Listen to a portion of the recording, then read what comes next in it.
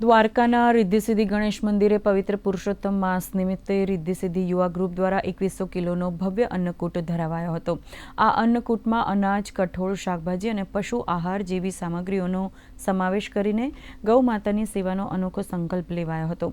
મહાઆરતી બાદ આ સમગ્ર અન્નકૂટની સામગ્રી દ્વારકાની ગલીઓમાં રઝળતા ગૌવંશને પ્રેમપૂર્વક અર્પણ કરાઈ હતી। સેવાભાવી યુવાનોની આ પહેલને સ્થાનિકોએ ખૂબ જ સરાહી હતી અને આ કાર્યમાં સહભાગી બની પુણ્યનું ભાથું બાંધ્યું હતું। પુરુષોત્તમ મહિનાની અંદર દાન ધર્મ કર્મનું વિશેષ મહત્વ છે। 2100 કિલોની અંદર આ ગૌ માતાની સામગ્રી પધરાવવામાં આવી છે। 56 ભોગના ભાવથી આણકોટ કરેલો છે, જેની અંદર ગૌચરાનું ઘાસ છે, કઠોળ છે, શાકભાજી છે, જેવા ગોળ અને ખોળ જેવા તમામ ગૌ માતાના જરૂરી દ્રવ્યો એ સામગ્રીથી ગૌ માતાની અંદર રહેલ 33 કોટી દેવી દેવતાઓના ભોગના રૂપમાં આ કાર્ય જે છે એ રિદ્ધિ સિદ્ધિ યુવા ગ્રુપ દ્વારા કરવામાં આવ્યું છે।